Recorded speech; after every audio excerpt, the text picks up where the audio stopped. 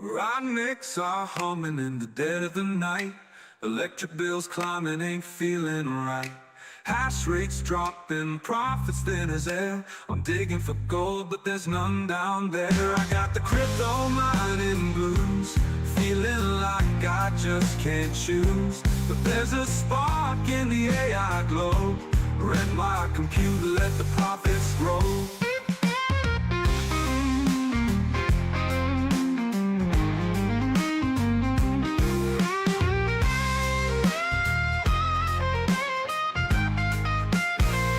Once I was king with my GPUs. Now I'm stuck paying the power dues. Every coin I mine feels heavier than lead, but I hear whispers of a future ahead. I got the crypto mining blues, feeling like I just can't lose. Switch my power to the AI flow, turn this burden into a glow. I see the light, it's flickering on. AI's calling my machines to respond. No more digging in the blockchain dirt. This pivot might just heal the hurt. I got the crypto mining blues, but I'm stepping in brand new shoes. The AI train's on a steady roll, gonna wreck compute and regain control.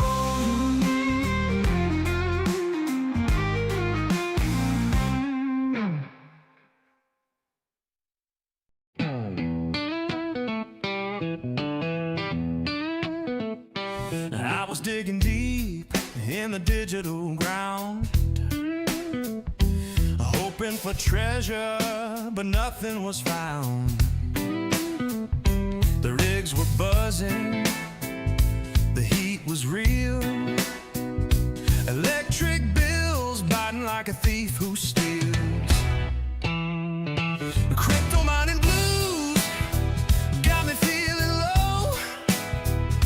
The profits are gone, where did they go?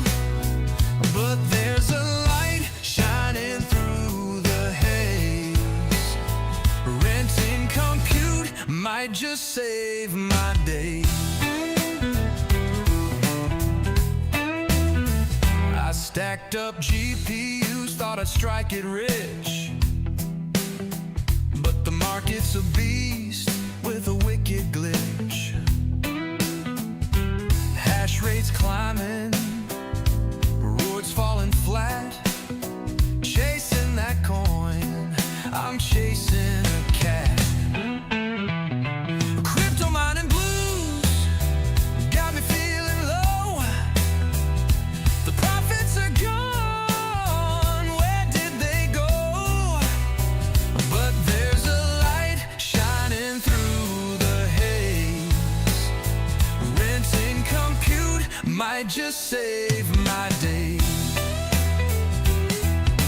AI knocking, it's a brand new game, whispering sweet that it knows my name.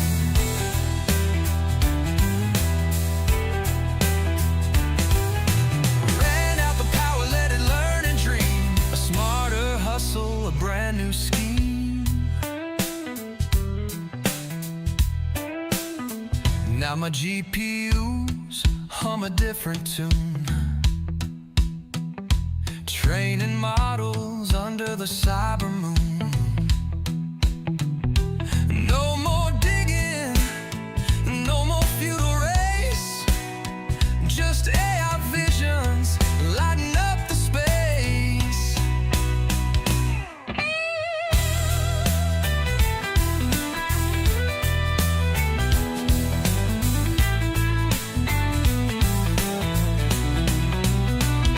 Crypto mining blues got me feeling low. The profits are gone, where did they go? But there's a light shining through the haze. Renting compute might just save my days. Now my GPUs hum a different tune, training models under the cyber moon. No more digging, No more digging,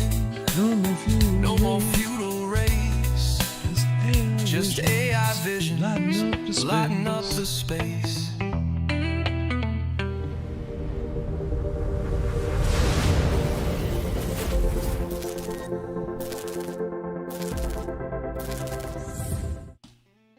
Hello, hello, hello, everybody. Oh, that is the wrong one. Because where'd my template go? Well, that's very interesting. The template I normally have is no longer on. Oh, wait a minute. Hold on. Hold on. Let me see. Nope, that only brings back that. Interesting. Very interesting. Yeah, something broke, but that's okay. No big deal. How you guys all doing tonight? Appreciate you guys being here. Let's see. Who is here for right now? We have Bleach 500. Caw Valley Crypto. Good to see you, sir. Thanks for being a member. Northern Crypto and Tech. Deep Harsh. Beak Peak. And the one, the only Red Panda Mining, who will never come on my stream, but it'll go on Rabid's stream. But it's okay. I'm not hurt. Much. Jackson Digital, how you doing, sir? Good to see you. Panda knows I'm not like that. But, I'm curious how some of the other YouTubers felt when they heard he went on Rabid Mining stream. By the way, that was gold. I hope you do it again. You guys make a really good combo talking about crypto. It was very entertaining. I was on my way to work and yeah, I thoroughly enjoyed it. So definitely appreciate you guys doing that. All right, I did not have a chance to put out a tweet, so I'm doing that now as we kind of let people trickle in a bit.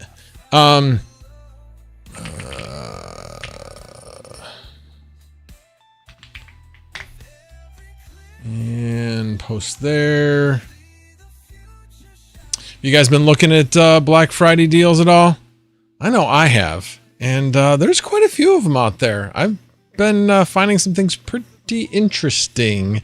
I'll go over some of them that I pulled the trigger on some, which I'll open those up actually. And then others. You know what's really interesting here? This thing got tilted down somehow. That's really interesting.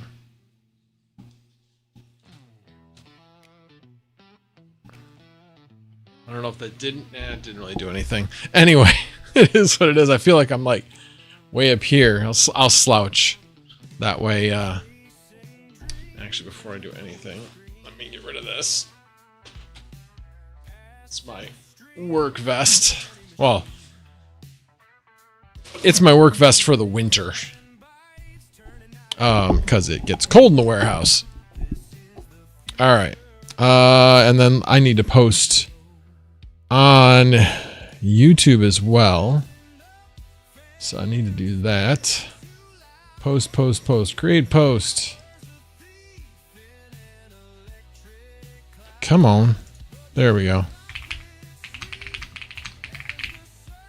You guys get to hear my nice, cool keyboard sound. The time again. I'm gonna keep it nice and simple. All right. Word is out. Again, appreciate you guys being here. Let's see who else showed up since I've been basically rambling because I'm late getting started. Don't tease me, Panda. That's not nice. That's absolutely not nice. Teasing me like that. Easy Estates 330. Rabbit and Panda are the same person. That's why. No, see, that's why they did it, was to prove that they aren't the same person. So I get it.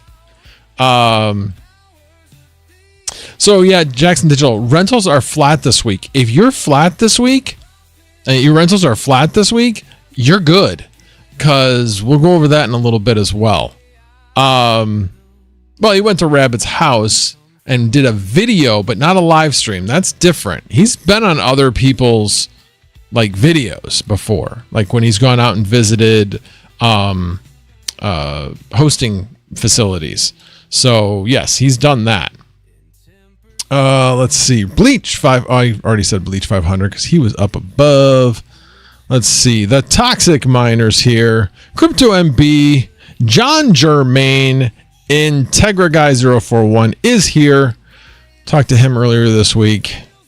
Yeah. vast.ai is not great when you're not verified. And Mr. Roberts 1. Or is it Mr. Robert S1? Whichever. I would imagine it'd go by either. But again, appreciate you guys being here. So tonight, we'll be talking about Black Friday because I think there's a lot of Black Friday deals that I've been hearing about. Ugreen, Ubiquiti, Lenovo are three in particular that I've seen some deals on. But I'm sure there's probably a lot more out there as well. So there's some things I'm looking to purchase because I am going to CES and I need to be able to post when I'm out there. And I also need to be able to do it safely. Talk about that in a little bit. And I was watching some other videos of other people that have Black Friday deals, and I was like, this is pretty cool. So, and just some other things I've come across this week. I'll talk about those things as well. Let's see.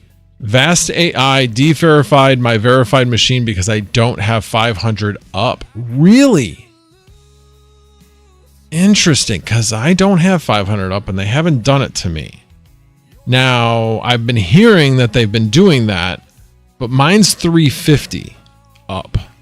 So I don't know if you're like significantly below that. So maybe if you're already verified, that they are willing to already verify that they have a different that maybe they're only going down to say, maybe they're only saying maybe people that are 100 or less, that's who they're de-verifying. I don't know. But so far so good. Fingers crossed. Hopefully, fingers crossed, I'll have fiber of some sort in the next 6 months or so. Yeah. But we'll see. But yeah, that really sucks, Big P, because that will seriously hurt your... I mean, what I've been finding is that like on 5090s, I mean, it's like going to cut your earnings in half. Not quite in half, but pretty darn close. Pretty darn close. Oh, you're supposed to get fiber soon in 6 months? Well, good. I know it's going to be a long 6 months, right? I know it will feel that way to me as well. How's the mic? Is it a little hot? I'm looking at my OBS and man, it looks like I'm peaking possibly. So let me know if I am currently peaking. Doing the rain dance, hoping to get fiber soon. Yeah. But hey, let's get started with some opening of some packages I just got from Amazon earlier tonight. And all this is related to going to CES.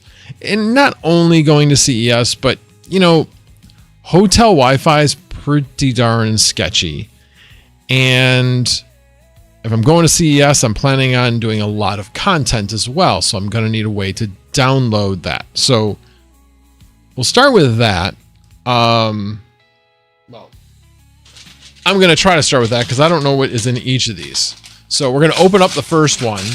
And if it's the wrong one, then I'll come back to it. Oh, I hate these double envelopes.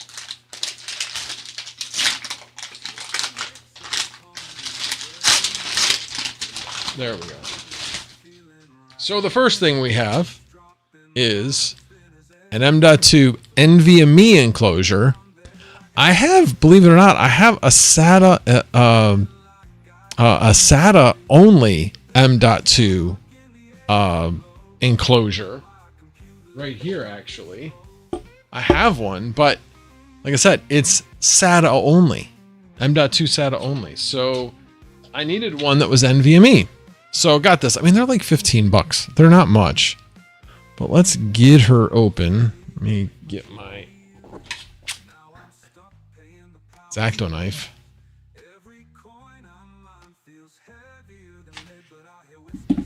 So open this baby up just to give you guys another better look at it. There you go. And let's open her up and see what we got. Oh, interesting. The way they have it, it's like you got to kind of shuck it out.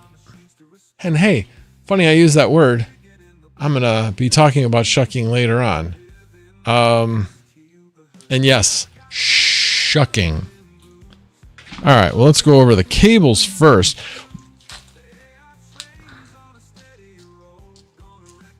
Oh, interesting. This isn't just the cable. This is also like a rubberized piece that goes around the actual enclosure. Interesting. And what do we got in here? Oh, this is the, I think the thermal pad for the actual, yeah, thermal pad for the actual M.2. Interesting. Okay, cool. All right, now let's get the actual enclosure out. Oh, and it comes with, you know, user instructions because nobody knows how to use an M.2 NVMe enclosure. Kind of one of the most basic things there is. Oh, you know what? Even before I get that out, let's get the cables. Here's the cables. I have two cables? Appears I have two cables. Why would I have two cables? Well, let's see what each one of these is. Oh, you know what? Because one's USB-C. I already know. One's USB-C to USB-A. That's this one. And this one is... yeah, this one's USB-C to USB-C. So that's what the two cables are.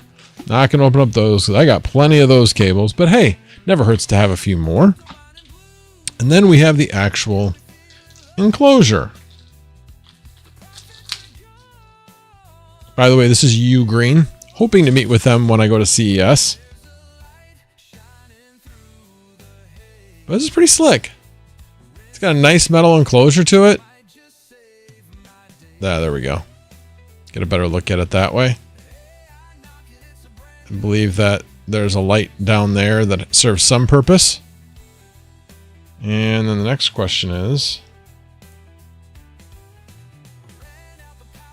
how do you open it?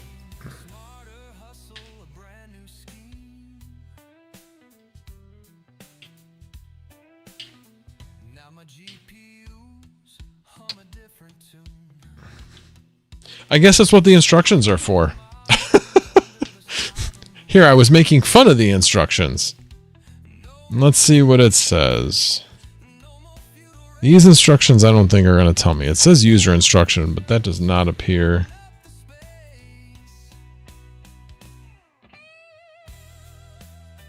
Yeah, I mean, it should just shuck out. Like, actually, like, come straight out, but... installation steps.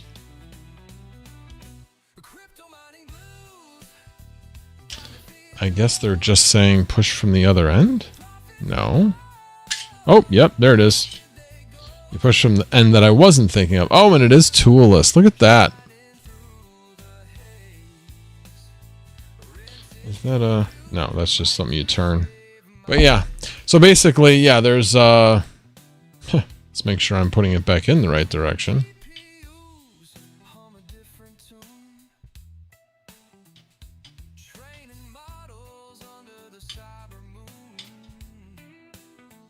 Okay. Well, that's not good, and I can't figure out how to get it back in. Oh, because the other side goes in first. That would be why. So anyway, the side that sticks out, you just push on it, and it slides out. So that's pretty easy. And then this is what the inside looks like, and you can see it's a toolless design. So making it very, very, trying to catch the light just right, making it very, very easy to install. So I'll be doing that tonight. So anyway, that's that. Now this should be pretty easy. Okay, that's not the one. This is the other one. This will be the M.2. So all of this that I'm opening up is about $200 altogether. It's like $217. This one's very unexciting because it's just an M.2. But this is what I've been buying. It's been cheap and has been working really well. The P310. It's a this is a 2 terabyte version of it. So I'll install that later on. And then this is what is going to enable it. Obviously, I could just plug it into my computer when I get a computer, and I'll talk about that in a little bit.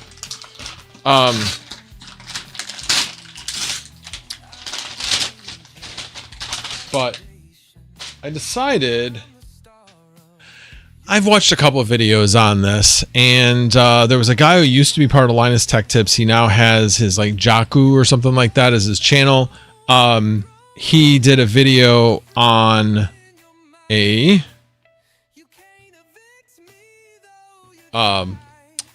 mobile NAS, and the one he did one on recently was the Slate 7 by GLI Net.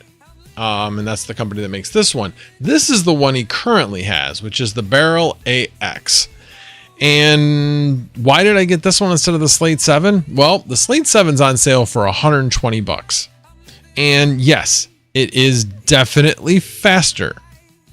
But when you're dealing with, you know, potato hotel Wi-Fi, you don't really need that fast. And this is a perfect case of, guess what? This is plenty of what I need. And the nice thing about this one, and what really kind of, after I did some research on it, was it has like a NAS mode where basically you just hook into the USB port on here with your external drive. And now it's kind of like you got a drive on the network. There's lots of routers that have it, but I did like this. And then the other thing about it is that this has the ability to use Tailscale directly on it. And Tailscale is basically how I remote into things. Well, how I'm going to be remoting into things. There's only one thing I'm currently remoted into using Tailscale, but I do have an account. Been meaning to roll it out. I'm definitely going to roll it out, going forward. So let's open up this sucker, since it's got this plastic all around it. Let's see what you guys are saying. Hobbyist, good to see you. What are you doing here? Thought you weren't going to be around.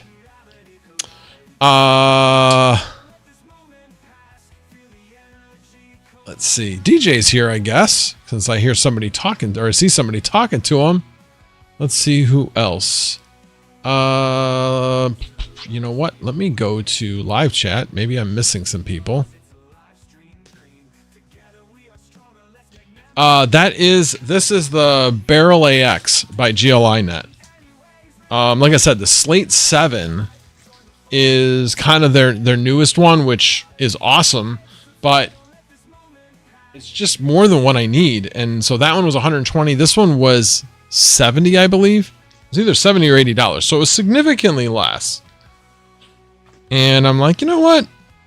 I want to be safe. I really want to be safe. This thing has, when you have a router, you do have a built-in firewall. And when you are on hotel Wi-Fi, and if you have somebody who's trying to get into people's machines, it's just like being and I've said this before, it's just like being in the forest with a bear. You don't need to outrun the bear. You need to outrun your slowest friend. Sorry, just the way it is. In this particular case, you just want to make yourself not worth it to actually try to figure out what they're going to try to grab from you. Just easier for them to go after somebody else who's not taking the same precautions that you are. So, all right. So, a little bit of documentation. Let's get started. Connect. And then we get right into it, right on the top. Basically, once you take off the document, it's right there. So we're going to take that sucker out. And then it's got a number of cables. It's got a nice like flat Ethernet cable to it. So I've seen like other unboxings. But yeah, it's just, I mean, it's small. So this will be really nice to, and then basically I'm pretty sure that's the USB-C. Yeah, the USB-C is only used for power. And then this, the USB 3, that's where you would hook in your external drive. So I'll be hooking in this external drive into this, and then be able to, just download things onto it just easier that way instead of hooking it directly to my computer. Anyway, maybe it isn't easier. I don't know. I like the idea of doing it that way. And then you got the ears that pop up for the antennas. So you'll have your own private, I will have my own private Wi-Fi network that will be hooked into the hotel's Wi-Fi network. Of course, if I happen to stay at a hotel, which they're becoming far and far fewer between, that has a 1 gig or 2.5 gig network port that I'd be able to plug into, then I can plug directly into it. But I'm pretty sure the hotel I'm planning on staying at is going to not have direct ports. I looked to see what in Vegas had direct ports, and they were not any of the ones that I could either afford or wanted to stay in. One of the two. Because a lot of the older hotels will still have ports like that. So anyway, so that's all the stuff I got. And like I said, it all ran like 200. I mean, the drive is going to be like 120 of that, 130 of that. So that's the majority of it. This thing was, like I said, $15, and then this was like 70. So it's a start of the things I unfortunately need to get to go to trade shows. Well, the last trade show I went to was Mining Disrupt, but I went to Mining Disrupt not so much to be there for going from booth to booth. It was more to support Terra. That's why I was there at that particular time. So I didn't go other than being prepared to stream while I was there. So I could do that on my work computer. That was not a problem, because at that point I was using, I think, EVMux, which I could just do directly online via web page. So, but I'm not using that anymore. And yeah, it's just time. I need to get a laptop. So moving on. Well, here, let me check the, Geek of All Trades. I was checking out the BE3600, and then, yeah, the Slate 7. Got it. Just double checking. So yes, hey DJ, good to see you, sir. Appreciate you being here.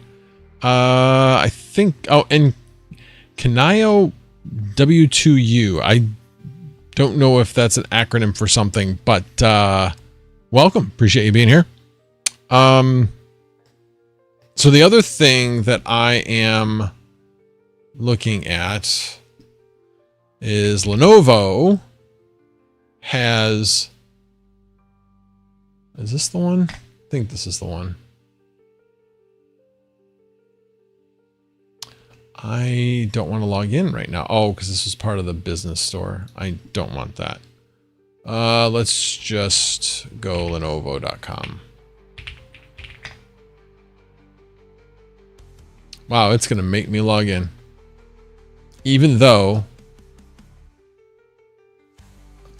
maybe because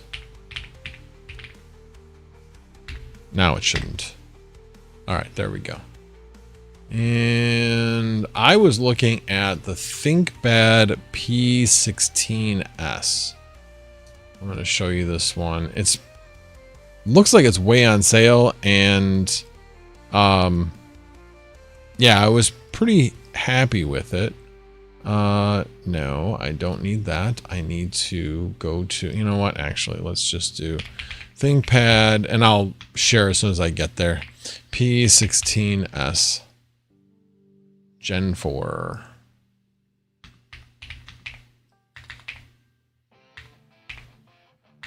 For AMD. And yes, I want to go AMD. A lot of debate on that, but I decided I wanted to go AMD. And this is the one, and I actually am getting a little bit better deal with this because I applied for a business account, which I got. And all right, let me share the screen. Well, that's not what I wanted. That would be the wrong screen. That would be way the wrong screen. That's pretty freaky, isn't it? That's pretty freaky.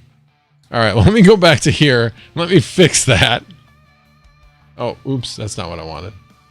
That's, oh, Jesus, it's not going to let me fix it unless I'm in the scene? Well, that's annoying. Hold on. Let me fix that.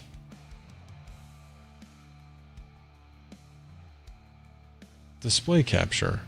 Why aren't you displaying it? Oh, I see, because it's on the wrong display.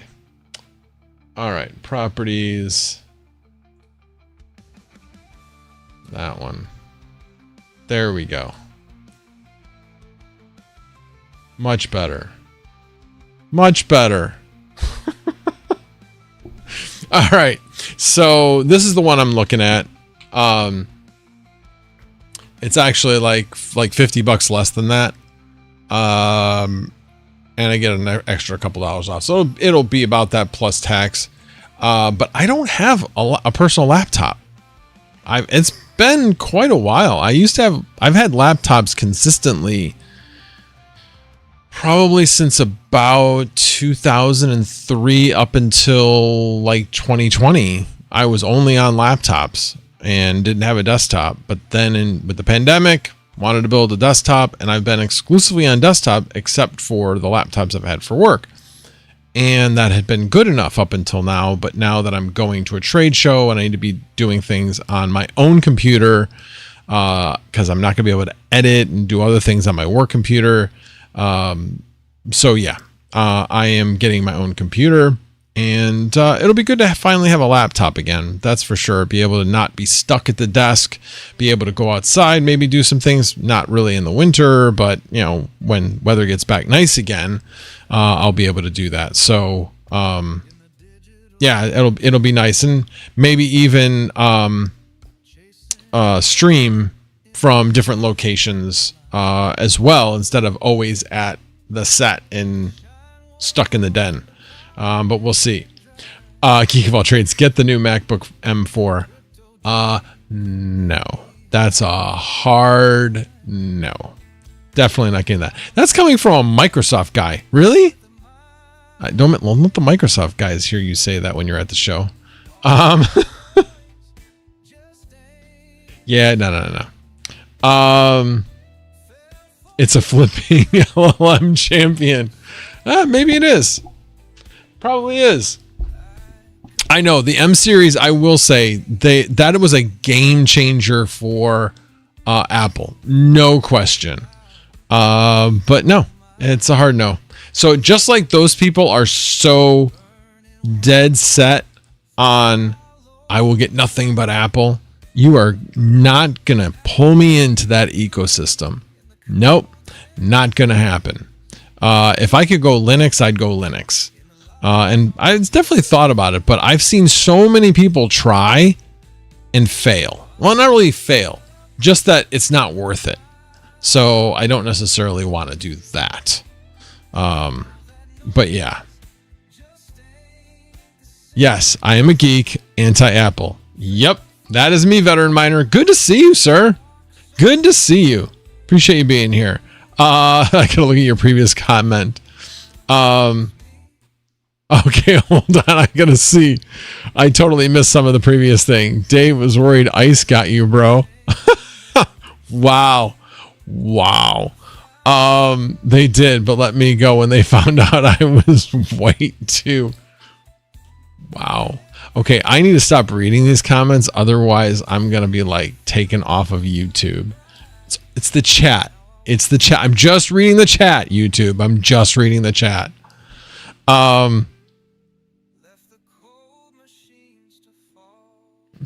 That's the only device I have that's Mac. Well, that may be, but I don't want to get pulled into that ecosystem. I know it's probably a great editor, but no, I'll keep it simple. I will deal with the idiosyncrasies of Windows. So it works great with LM Studio, XO, Rekordbox, and basic browsers and apps. Exactly what I need. You can't take it from me. You don't have to worry about me. I ain't taking it from you. Definitely not taking it from you. All right. So anyway, so this is the one that I will be getting. And in case you are wondering, like, you're like, that's pretty pricey. Yeah, it is. But the 32 gig model was like $120 less. And I'm like, with the cost of memory, yeah, I'll get the 64 gig model. Only comes with 1 terabit of storage, but that should be fine. Like I said, I have a NAS at home, so not a big deal.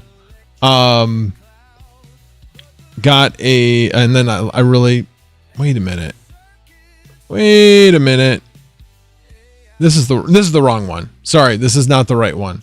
There's a slightly different one that does not come with the HX Pro 370. It comes with the 7 Pro 350. And the reason why I'm getting that one is I really don't need 12 cores. Basically, the difference between the AI 9 and the AI 7 is 4 E cores. So basically, you're getting 4 main cores and 8 E cores with this one. The other one's 4 main cores, 4 E cores, or 4 performance cores and 4 E cores. So you're only missing out on 4 E cores. And then the other part of it is you can't get this one in anything but an HD display, and I want more resolution than that. I'm lucky. I have really good eyes, so I like my stuff to be really small on the screen so that, I can get more real estate that way.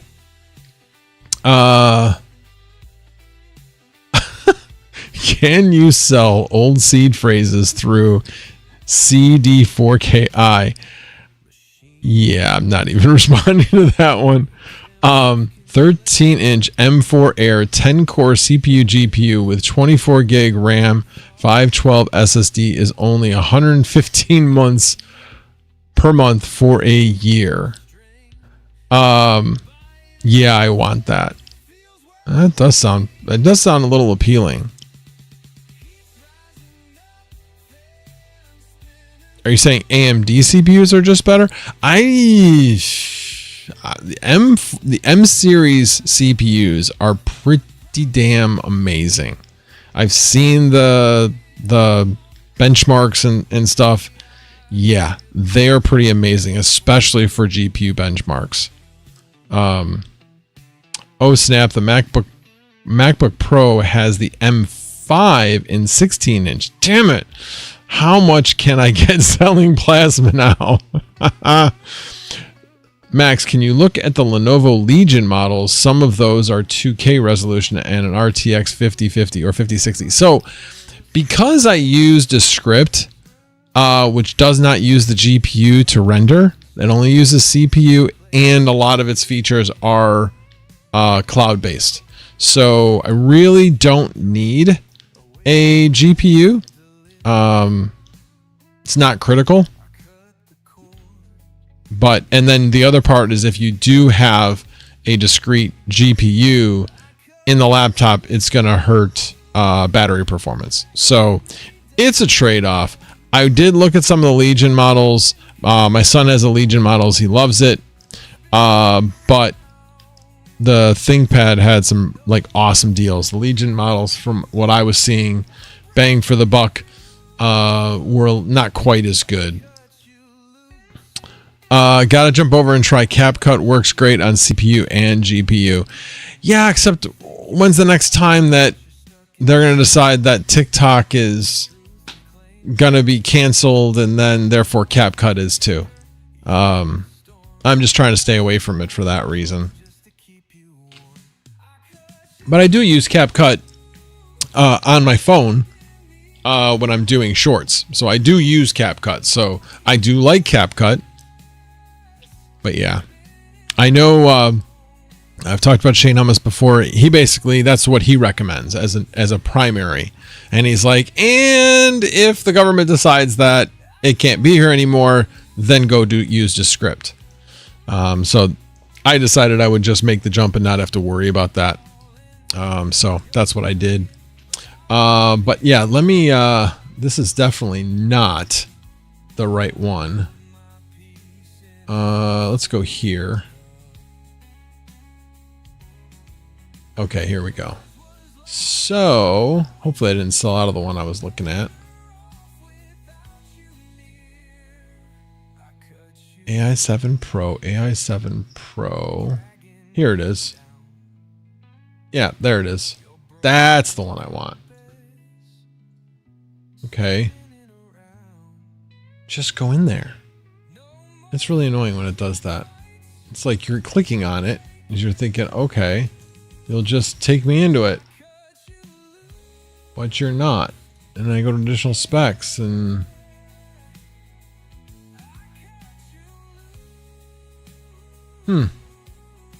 Interesting.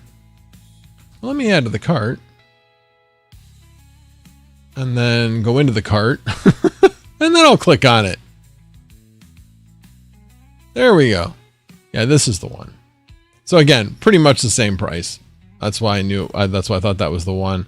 Windows 11 Pro integrated. So yeah, it comes with AI7 Pro 350. Comes with integrated graphics, 860M, 64 gig of memory, 1 terabyte SSD NVMe.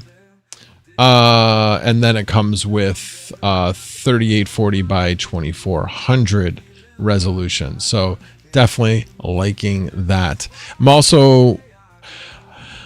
also considering getting a let's see if I can find it. MSI portable monitor. This is the one that I saw recommended right here. And this one's on Black Friday deal. Is this one. And it looks pretty good.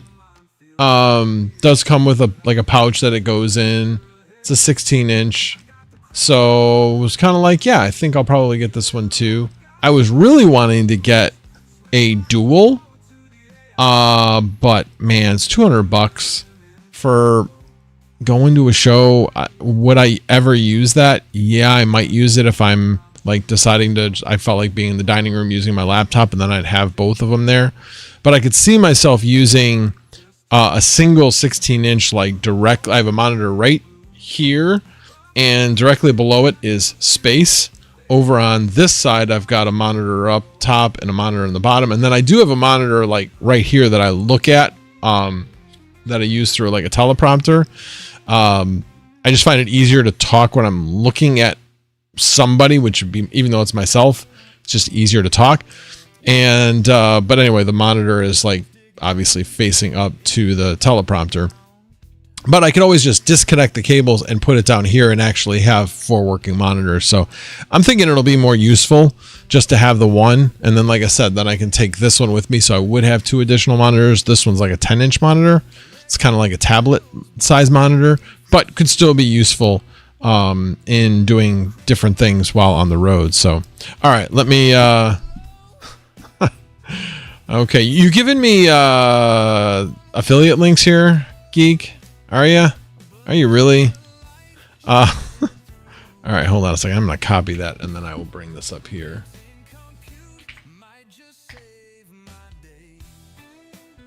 Oh, he's still on the MacBook thing.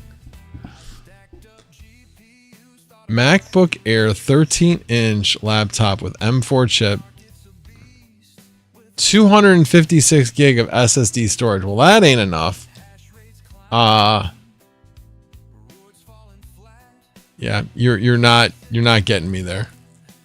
Although I will say it's a little bit more interesting now that it's like way on sale. Like this is like half of what I'm purchasing.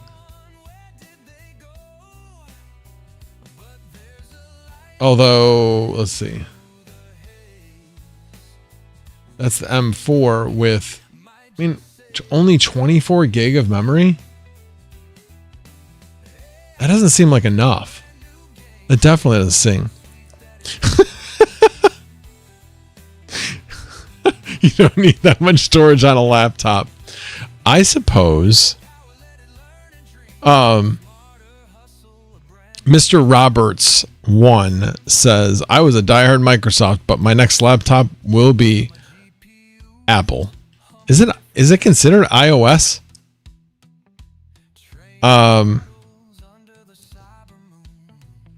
Goat, you have Canadian Amazon. That's not Canadian Amazon. That link was American Amazon, unless it automatically. I'll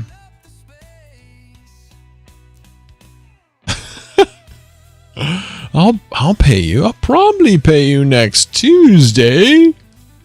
I'm not gonna click it. What difference does it make if I click it? The problem is it would have jumped over into a different screen. This is an incognito page, so it would have taken it to a different screen. It's interesting you mentioned how often will you use it, honestly? Well, and that's the other thing also. Yeah, how often will I use it? If I'm not going to use it that often, how much of a pain in the ass is it going to be to use Apple versus Windows, since I haven't used it? Okay, DJ, who are you asking? Me or Goat? I'm not planning on joining Team Apple, that's for sure. All right, let me but anyway, thinking about getting this one. That's what I've been kind of going back and forth. I waited to buy the other stuff. But yeah, I don't know. Hey, moving on, something somewhat related. So I currently have a backup NAS that I may, if I, you never know these days when you get an email. It sounds real. You don't provide them any additional information other than shipping information, and they say they're going to send you something. I haven't gotten it yet. It was just this week, so it's not like it's been like a long time or anything. They said they were going to ship it this week. Maybe they did. Maybe they didn't. I don't know. But it was very interesting, and I'm hoping that I get this NAS to review. And if so, I'm going to basically undo the backup NAS that I have because it's really kludged and kludged together. I mean, it's okay. It works. Everything's mounted. So it's not horrible, but it has limited expansion. So what I'm getting is a 4-bay NAS, and I currently have 3 drives in my current system. I have 2 10 gig and 1 5 gig. And as I was actually looking for a taping of me singing the national anthem. Somebody brought it up on Panda Stream today. I did find it, by the way. But anyway, going through, I was like looking through and came across this external hard drive. It is a Seagate One Touch. It's a 5 terabit drive. And so I'm like, well, can I just hook it up via USB to an unraid NAS and have it work? And they're like, no, has to be SATA. I'm like, all right, that's fine. And then I was working with Claude. Claude's like, but you might be able to shuck it. And I'm like, oh yeah, I've heard about that. You just shuck the drive out of the external drive and install it as an internal drive. And they said, let me know which one, because you may not be able to. Well, this is Seagate. And Seagate, at least as of 3 years ago, and when I bought this, had not changed to putting like a USB directly onto the drive. Every drive has like a board on it. And instead of making it a SATA connection to then an adapter that went USB, a bunch of the drive manufacturers have just gone to directly putting it on the drive, eliminating the ability to shuck it at all. So, but this one is not. I've seen somebody actually pull this out and show that it was a SATA drive. So I will plan on, once I get that, plan on pulling this out. So I will have 2 terabit drives and 2 5 terabit drives, 2 10 terabit drives and 2 5 terabit drives. And so that'll give me 20 terabytes of actual storage available storage, which should be more than enough for everything I have right now. Be way more than enough, and it will give me plenty of room to move. Right now, in my current full-fledged NAS, that's got 40 terabytes of available storage, and I'm not even using 10 at this point. So plenty of room to grow on that. But anyway, yeah, basically the guy, plug it, was showing basically that you basically separate it at the seam between the metal and the plastic all the way around here, here, and here. And then this piece, you just kind of like, once you've got it separated, you just kind of force it and peel it back, and it separates. And then you have to like work through the adhesive, because it's adhesive down. So you need to get under it to break that adhesive bond, and then the drive comes out. So definitely possible to shuck it. So I will be doing that on this eventually.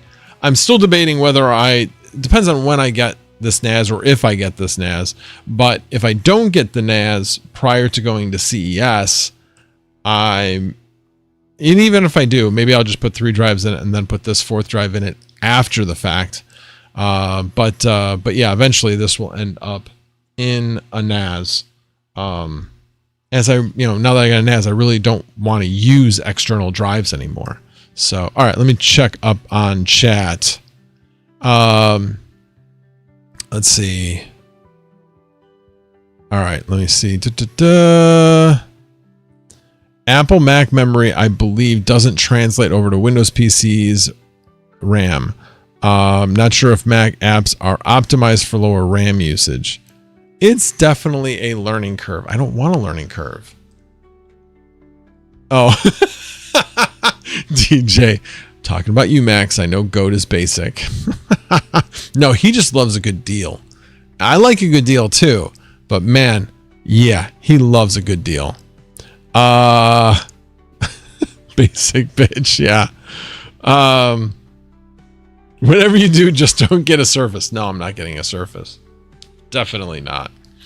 No, I didn't see that. Okay, DJ, you can put your affiliate code in here if you want. No, I didn't. But I have a Tangent. I don't need another Tangent. Let's see. Monte J7G, welcome. Good to see you. 10 minutes to midnight. What's up? I'm serious, DJ. You can put it in. Oh, wait a minute. You can't, because why? Oh, because you changed your name. I'll make you a mod. Only because you begged me.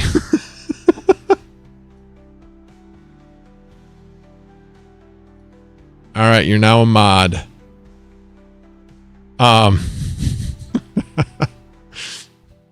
But the $10 BTC is crazy, because if Bitcoin goes back up to all-time high, it almost pays the Tangent off fully.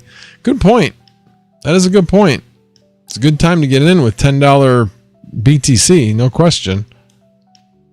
So anyway, so let's see. What did I go over so far? What else are you guys looking for on Black Friday? I'm trying to think if there's anything else. I mean, that pretty much is all I'm looking to get to go to CES. I already have a good camera. I got a Pocket 3. I may bring a backup camera if I have to.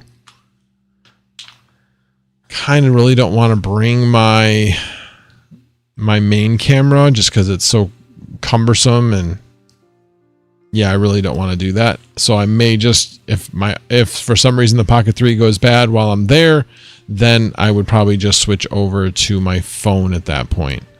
I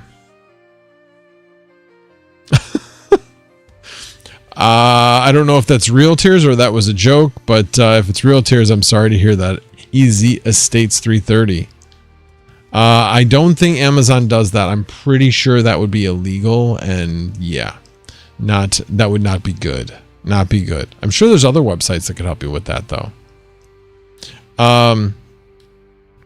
Gonna bring the Pocket 3 and the ZVE 10.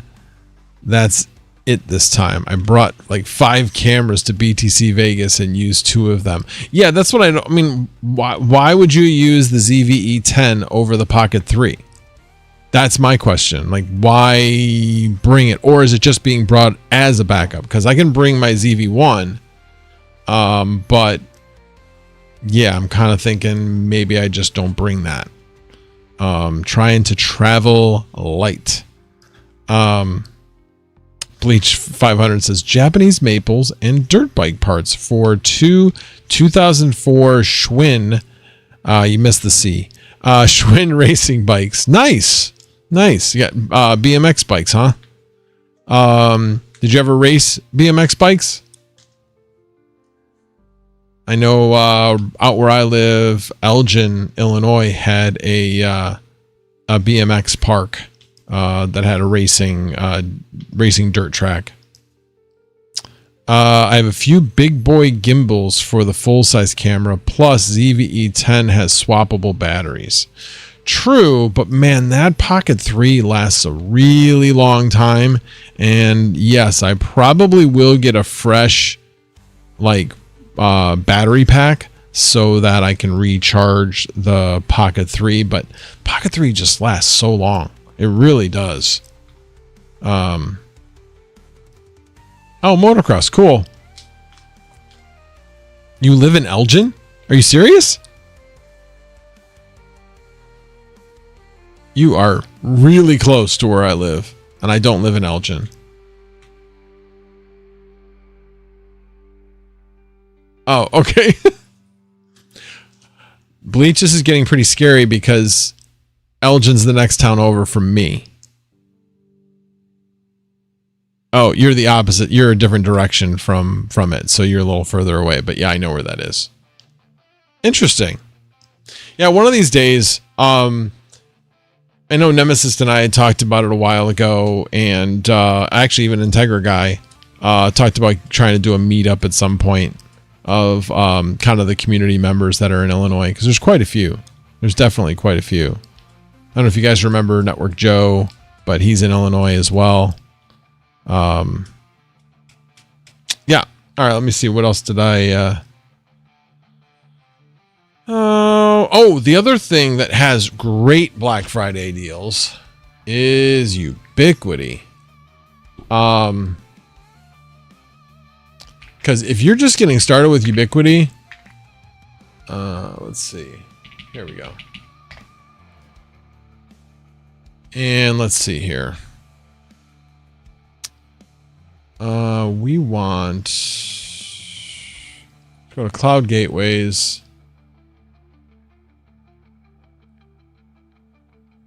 I mean, the Cloud Gateway Max, the Cloud Gateway Ultra, both of these are really good. I'd say I'd probably go with the Cloud Gateway Max for getting started just because it's not that much more. The other thing is for $20 extra, you can actually get 512 gig storage in it.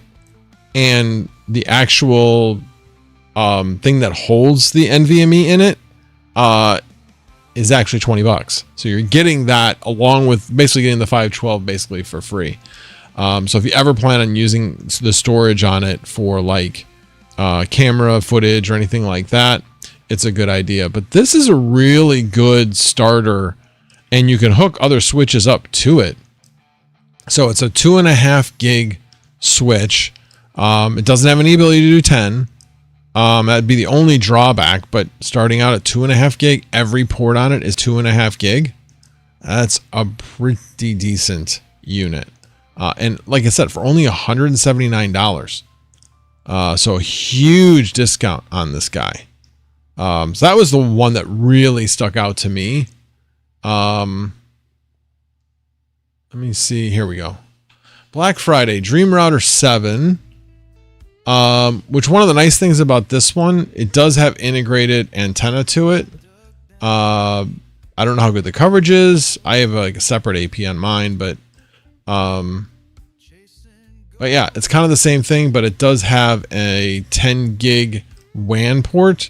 The problem is that's it. You don't have the ability to do 10 gig anywhere else because it's only got the 10 gig WAN port, and then everything else is 2.5 gig. So yeah, I mean, if you had 2.5 gig and everything was running, then maybe. But anyway, I just thought that was kind of odd on that particular one. And then we already went over the Cloud Gateway Max. Those are the two that I was showing. This one with the 512, this one without. I actually have this Enterprise 48 PoE. Got it for free. Thank you, Big Wooly. Appreciate it. But yeah, some big sales on a lot of different stuff. You know, I mean, geez, AC Pro. This is what I have right there. It does great. And it's only Wi-Fi 5. It does fine. Gives us everything we need from a Wi-Fi perspective. And it's $89. That's a crazy good deal. Crazy good deal. Let's see. Anything else on here? Oh, there was one other one. I don't know. No, it didn't show it here. None of the Dream Machines are on sale. At least I didn't see it. The only one that was interesting is I don't see it here on the Black Friday anymore. Let me do a search. Dreamwall.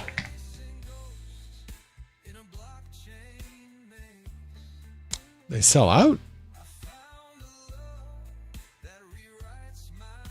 Thought it was called Dreamwall. But you can see the Dream Machine. Oh, I guess that's what I paid for it. I was thinking I paid $3.99, but no, I paid $4.99 for it. So I've got this one. So no sales on those at all. But yeah, there was. See, this is Dreamwall.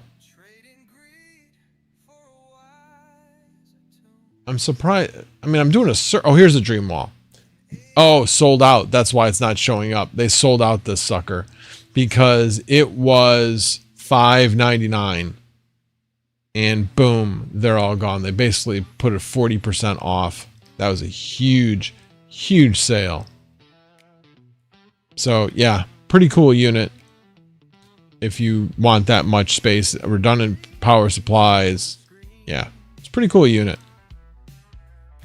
But no, they don't have that anymore. But yeah, pretty cool sale that they have going on. All right, let's see. Let's see. What else did I miss? Oh, Bleach 500. I laughed when you said Geneva to get the 55090.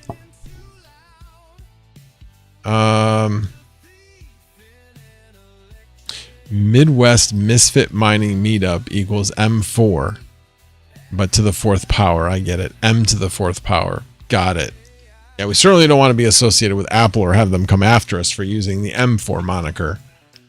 10 minutes to midnight. Upgrade to fiber soon. Nice. Already have 8 and 16. Need to expand. Yeah, I mean, I still have a lot of ports available on that 48 port switch in the basement. I'll run out of power before I run out of ports on that switch. But again, it's all 1 gig ports. Although I do have 4 ports that I could use 10 gig on.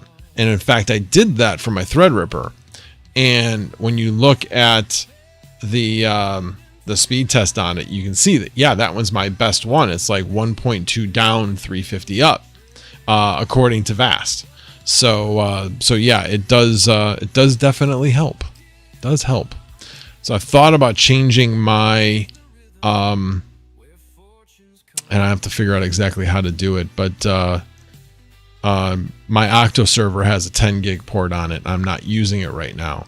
So I will need to figure out how to change the port on it without having to do a complete reinstall. Because part of the installation process with Ubuntu is it figures out what port you want to use and then assigns the IP address, and then you're done. I'll have to do that outside of it, so we'll see. Well, yeah, 10 gigabit Ethernet, and it aggregates to 4 by 2.5 gig out. I suppose, yes. But again, it's like a trunk system. You know, you could have 4 10 gig ports going into that one 10 gig WAN, because the odds of you using all 10 gig on each and every port altogether is extremely remote. Extremely remote. Let's see. Oh, I was going to race you and snag it, but you already had it recorded already and at the store. Yeah, it's interesting. From what I've been seeing, if you go in, you see an open box, but you can't snag it, it's because somebody else has already snagged it, but it's still at the store. They haven't picked it up yet. That's what I've gathered from the ones I haven't been able to get. Speaking of 5090s, there has been one that has been popping up at the Asus store. Their Asus Tough has been popping up at MSRP at $1999.99. It's basically $2,000. It's been popping up there now and then. So I haven't snagged one, but I've been thinking about it. What I really want to snag, though, is a 2-slot card, either the Zotac AIO version or obviously a Founders Edition. Kind of leaning towards the Zotac one, although it's considerably more expensive. It's $2,800 instead of $2,000. But and actually, I should actually look. Let me see if Micro Center still has them. Last time I checked, the first time I checked, they had 4, and then I went back, and then they had 3. So, and you know what? I haven't looked for. All right, fine. All right, let's see. 5090 RTX. And then I want graphics cards. Yep, still 3 in stock. But yeah, like everything else is higher priced. This is an AIO, and I've seen some reviews of it. It's good. It does a really good job of cooling. So if I do this, I would be able to put 3 5090s in my Threadripper. So that's what I'm eventually going to do. Haven't done it yet, but definitely gonna do that. Robot lawnmowers are on sale? For how much? Put a link.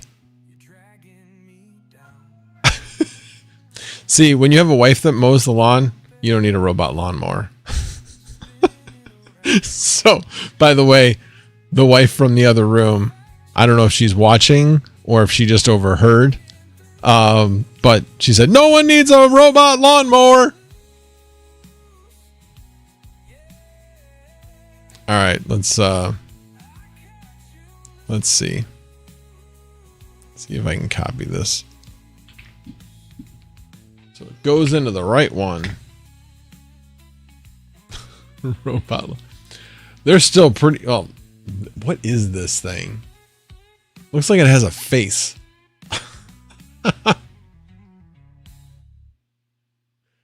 See, this is what's interesting. Some of them are remote control, and some of them are robotic, like you just set them and go. I mean, the interesting thing about it is most of them, they're not saying like they'll mow your whole lawn all at once.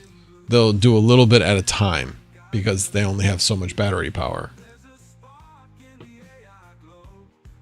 But yeah, I don't know if you ever saw any reviews. People like, oh, I love it, I love it, I love it, because they don't have to do it, but it doesn't do a great job. Parrot Panda, I need one.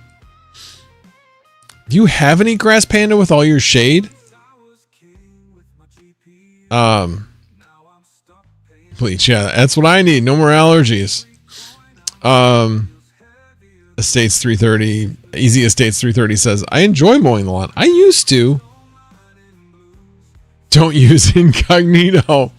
Why? Why are you against incognito? Oh, because you're like, you want to have that like link. So no, don't worry, dude. I'm going to use my affiliate link after we're done. So it'll write over your affiliate link. You know, you could just come on the stream and then show your screen. You know, that's what you could do. Use the app to set up your yard in their systems. Nice. I was going to say, I was like, you have zero grass. You have tons of shade, which means there isn't much grass. Because the trees suck up all the nutrients and yeah.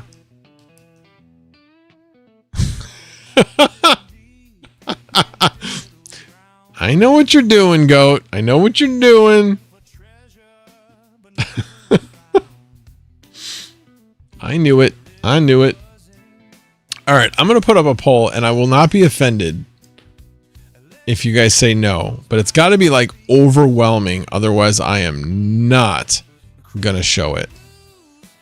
Poll.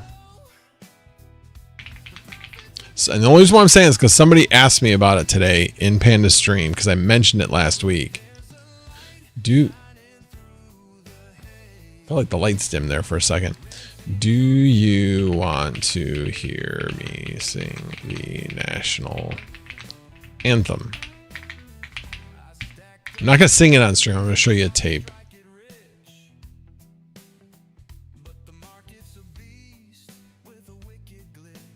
All right.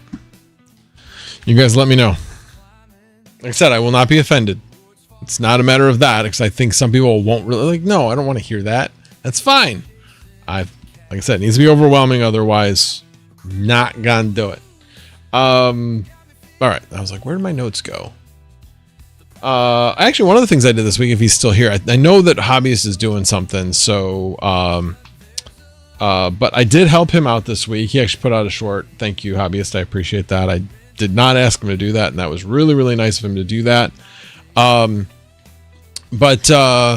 Yeah, it was really kind of odd. We were going through the standard process and he was like, I'm having this problem. I'm like, what is he doing wrong? So he went through everything and I'm like, no, there were a few things I corrected him on a couple of days beforehand, but then he was doing exactly what I had said, that these are the things that need to happen. And it wasn't going through. So what I always do is I look at the install log. So I taught him how to do that, how to get that install log from the Linux system over to his computer and looked at it. And it was having some problems with container D. So obviously took that, put it in Claude. And one of the suggestions was to just nuke Docker, completely nuke it. And I'm like, you know what? Out of all these suggestions, that one sounds the most interesting to me. But what we tried before that was we tried modifying one of the config files that had a container D entry in it. And it had two of them. So we thought maybe that was the problem. So we eliminated one, tried doing the reinstall, but the reinstall kept adding the second one. We never did try to eliminate both of them and then try to do the reinstall. We never tried that. And I've thought about it after the fact. I'm like, maybe we should have tried that. Anyway, so what we did was we nuked all of Docker, rebooted, and then redid the install, and then it worked on 4 out of his 5. The other one we still got to work on. But yeah, I got it working within, we mentioned in the thing, it was about an hour. We got it working. So, but yeah, I always enjoy that kind of stuff. That's why I do the consulting calls. Anybody that has any trouble with their system, let me know. But yeah, so that was definitely fun, and he definitely appreciated it, and I appreciate that he appreciated it. Always makes it easier. I actually say this one person has signed up for 2 consulting calls. And actually, let me just double check to see if this person, I'm going to do a refresh. Yeah, hasn't sent me a response or anything. But didn't show up earlier in the week, rescheduled for Saturday, didn't show up again on Saturday, today. So I'm not sure what's going on there, but yeah. So that was kind of disappointing. Was looking forward to that one, but it is what it is. Hey Panda, you still cooking? I can't imagine you're still cooking. Anyway, I'm just giving you shit. All right, let me see what else was I going to talk about. Because I'm going through things pretty rapidly tonight. I think I've gone through everything except for talking about CES.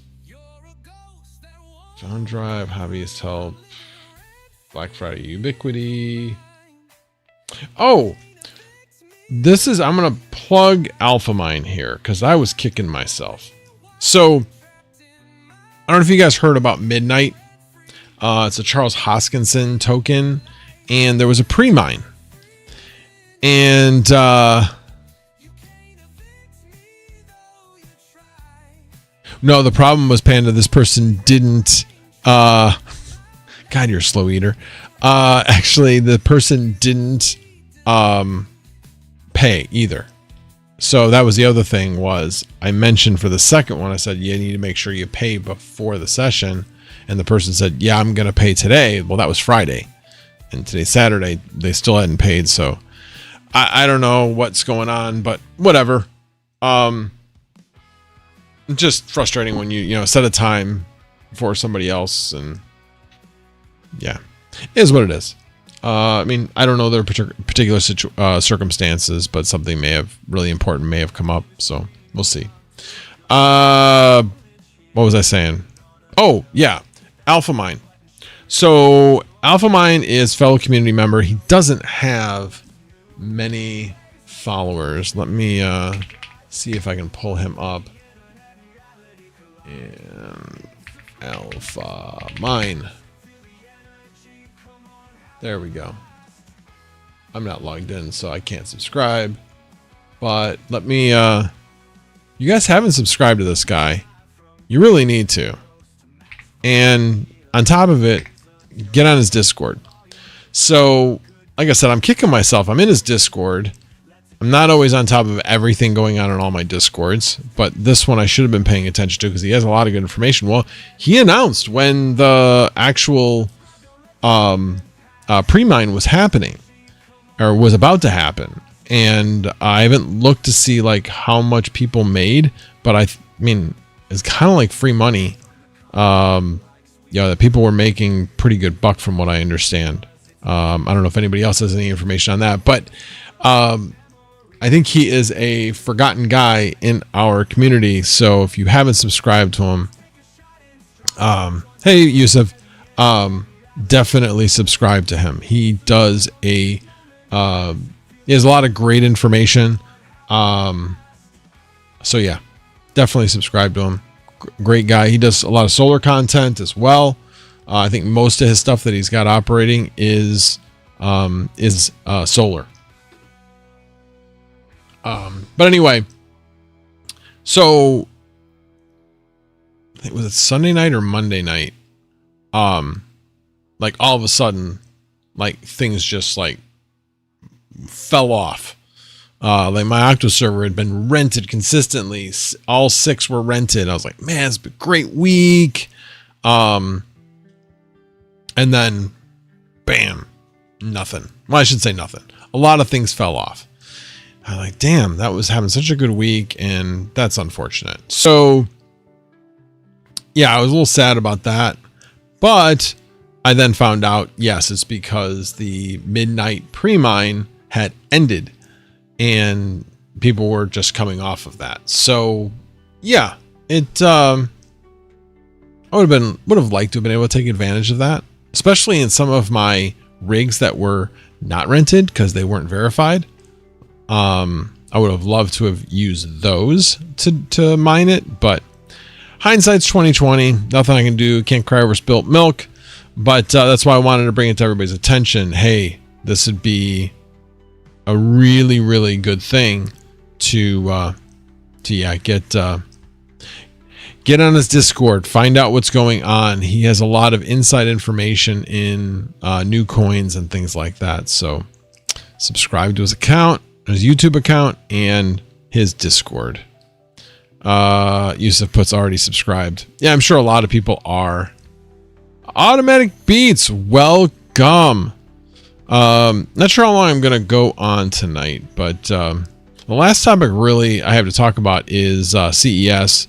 So I started going through the like the list of companies, and I'm starting to go. I'm still going, no question. Just for the experience, if nothing else. But you know, I'm trying to like make plans of what booths I'm going to go see and what types of things I'm going to record. And I'm definitely looking forward to that.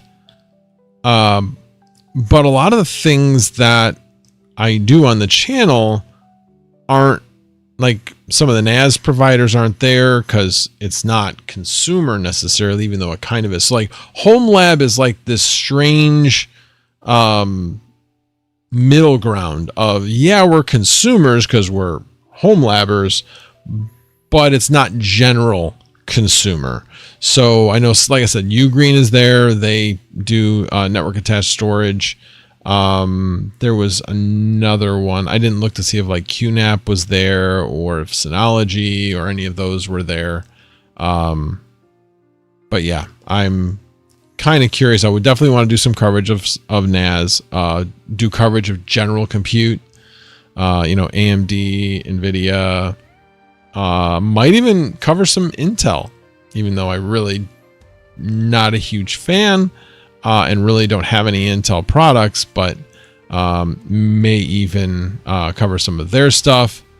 But yeah, I am looking forward to it. Still trying to figure out what my accommodations are. I haven't booked a flight yet, but I did get official word. I did apply, and I am a media guy, so my ticket for getting in is free, which is good.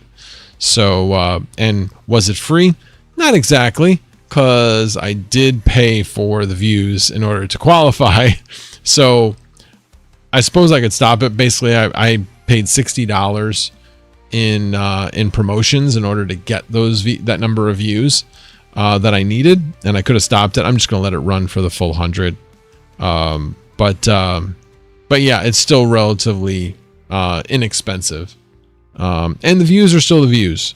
So yeah. So like I said, I'm really looking forward to going. Gonna try to get in. I don't want to say get in shape necessarily. I'm gonna try to lose a little bit more weight. Try to do some exercises for the hip, and I'll be pounding ibuprofen while I'm there. That's for sure. I try not to take ibuprofen when I'm at, most days, but for an event like that, yeah, I'm gonna have to make sure I'm ahead of it, and should be okay as long as I keep doing that. But anyway, subscribe to this guy. Well, we were at 1.15. I doubt we've gotten him up to another, like I said, it would only be another 10. Let's see. Nope. Would be less than 10 people that have subscribed since we talked. Alrighty. Well, that is pretty much all my topic. Well, let's see. What is the status of the poll? Okay, good. That's fine. Absolutely fine. Yeah, 52%. Hell, it was even a majority that said no. Cool. I am good with that. We're going to end that poll.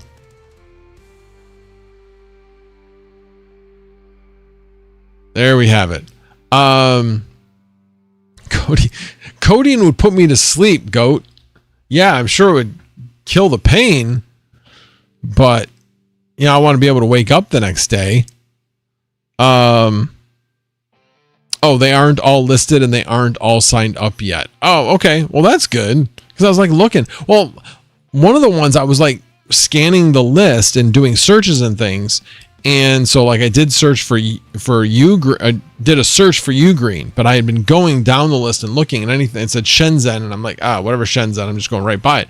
Well, some of these start with Shenzhen and then the name of the company, so like it's Shenzhen Ugreen. That's the company name according to CES. So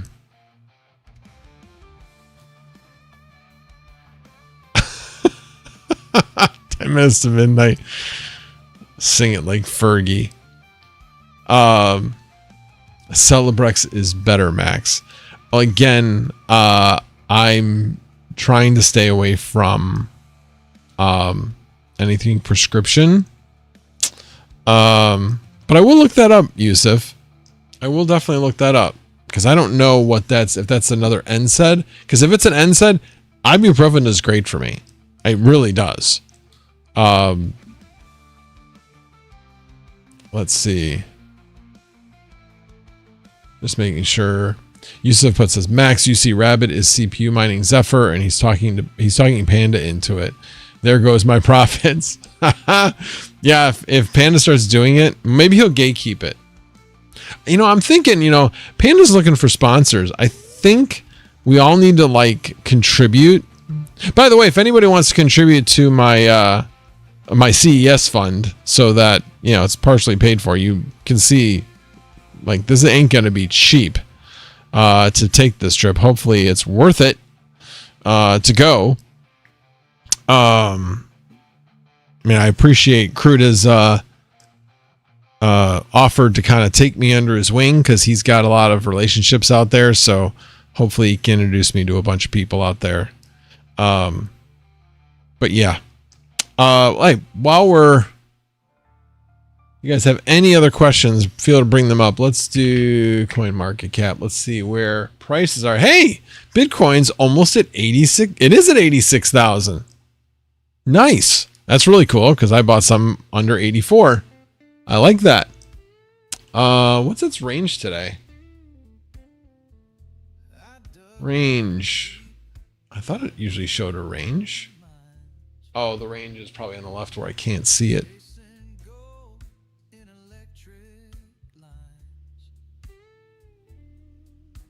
There it is. Yeah, 83,490 up to 86,285. Okay, so it's kind of near the high of the day. Yeah, pretty much near the high of the day. But that's good to see. I did actually buy some Litecoin today around 82 or so. If I recall, it was probably between 82 and 83. Let's see where that is at. That should be 19. Yep. That's up a little bit. I didn't buy at the lows when it was like at 81. Oh, go away.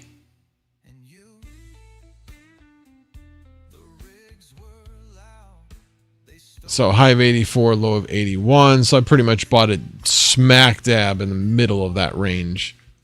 But I don't know. I'm feeling anytime I feel uncomfortable about buying and I buy, I haven't regretted it. Maybe this time I will. But I did see a video, Panda posted it, where it was a guy that was talking about that there's like 3 run-ups for the past bull runs. We've only had 2. So, which tells me that, and I'd really love to go back and look at the last bull runs and go back and look at the videos that came out at that time. That, oh my gosh, we're heading to the bear market. I'm really curious if that was the case and then we went back up again one last time. I don't know. I'm kind of curious. What do you guys think? Let me know what you think. Here, I know Panda asked this as well earlier today, but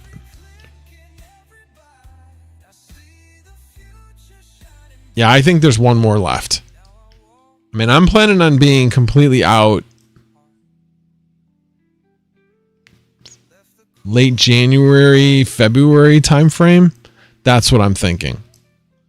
Hobbyist was 20 minutes behind Washington 2x to catch up. Thanks again for your help.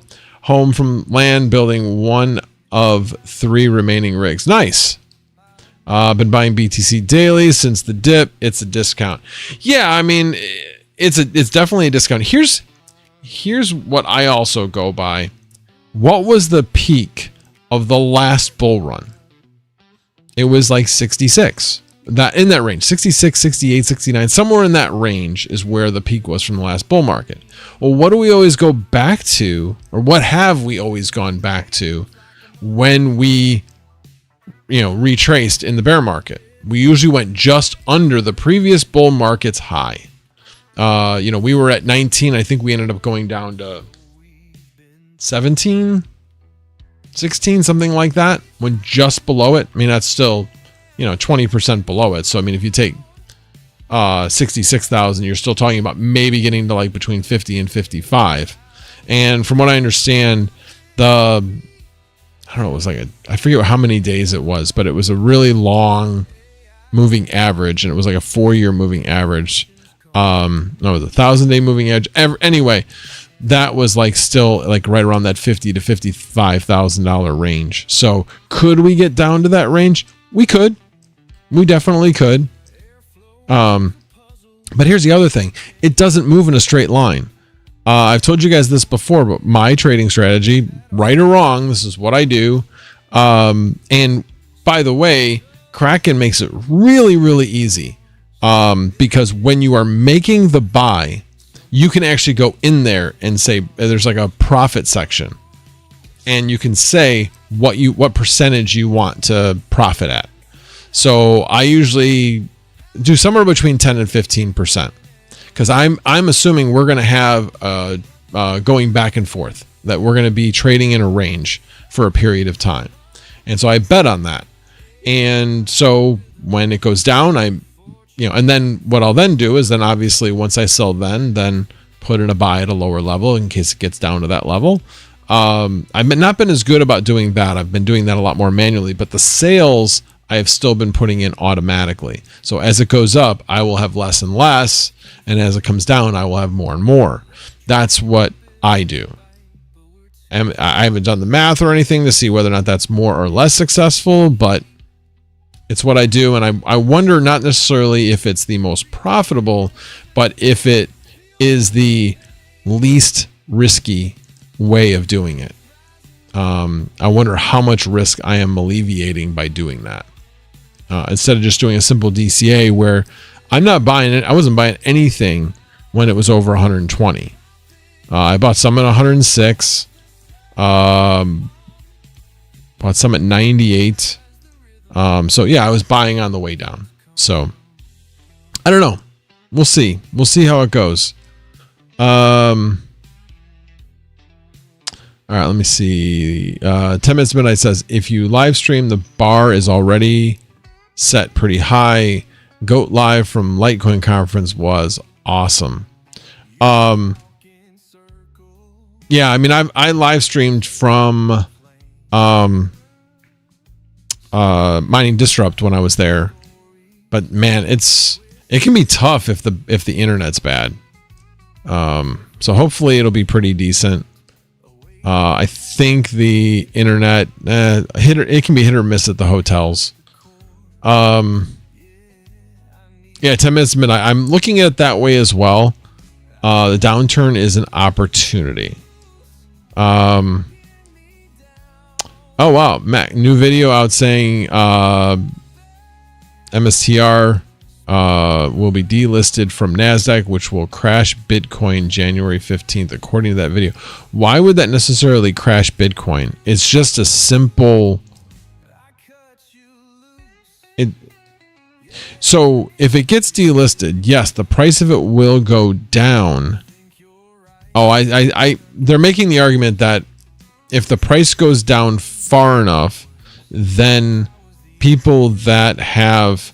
Okay, sorry, let me back up. The way that they are funding their purchases is through preferred shares. And those preferred shares have the ability to transition into actual shares. But they won't want to do that unless the price is at a certain level. So it's like an option, okay? And if the price is lower, there's no value to the preferred share for them. So there's an out within that contract. And so the worry is that MSTR, which I'm drawing a blank on the actual name of the company, anyway, that they will have to liquidate their Bitcoin in order to pay off their leverage that they have, as well as their preferred share owners. So it could get ugly. It could definitely get ugly. Wish I didn't have to leave early that day. Would have been out partying, hangover style. Yeah, I'm not a big drinker at all.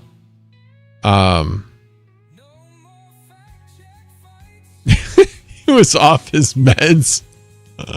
That's funny.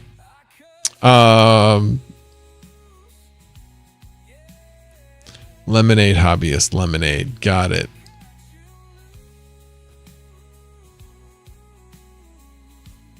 Okay, but the question is, how does that work? It's legal in Illinois where you're boarding your plane, and it's legal where you're going, but all the states you fly over, it's not legal. How does that work? Anyway. Alrighty, guys. I'm going to go like maybe 5 more minutes, and then I will call it a night. Well, I mean, don't ask, don't tell, unless, you know, a dog comes up and starts sniffing around. It's been known to happen in the airports. By the way, you like my new mug? I like it. It's Dad Bod something. I can't think of the rest of it, but anyway, it's got really funny videos. If you're Gen X, his videos are hilarious. Very funny.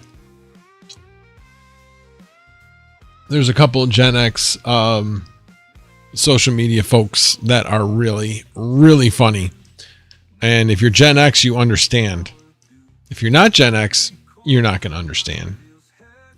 Everybody thinks, honestly, every generation thinks that they had it the worst. It's just the way it is. But when it comes right down to it, and you look at what all the generations had. So the key thing is, Gen X parents overcompensated. That's the truth. When they raised their kids. Overcompensated. They didn't want their parents to be as disconnected as their parents were. I mean, my parents were like, get out of the house, go play. That's what they would do. They expected you to be gone most of the day. Not a bad thing. It was just generation. That's what all the parents did. And it was cool because we had a lot of freedom. But yeah. Gen Z. Yeah. Oh, you're saying because we raised Gen Z? Is that what you're trying to say? Actually, I have one millennial and one Gen Z. So, yeah. Not all Gen Z for my kids. And I will definitely say, my son is a millennial. Has a little bit of... He was basically on the cusp. He was like a year or two before Gen Z started, so... Gen X is what age? Gen X started, I think, in 1965 up until like 1980, something like that. Like those 15 years, somewhere in that range. I don't know. Let's look it up. Since we are here, what are the birth years for Gen X? I mean, we're such the forgotten generation, they couldn't even manage to name us. Yeah, I was right. 1965 and 1980. Though some sources use 1961 to 1981. That would be interesting because that would make my brother a Gen Xer, and he's a baby boomer. He's a baby boomer. Me and my sister are Gen X. And I think that that's accurate. So, again, kind of depends. Some say 1965 to 1979. But I am definitely, I don't care how you define it, I'm definitely Gen X. No, actually, there are some 60-year-olds, 65. You have some 60-year-olds that are now Gen X. I agree, Mr. Roberts. I agree. Gen X is the best generation. Fight me.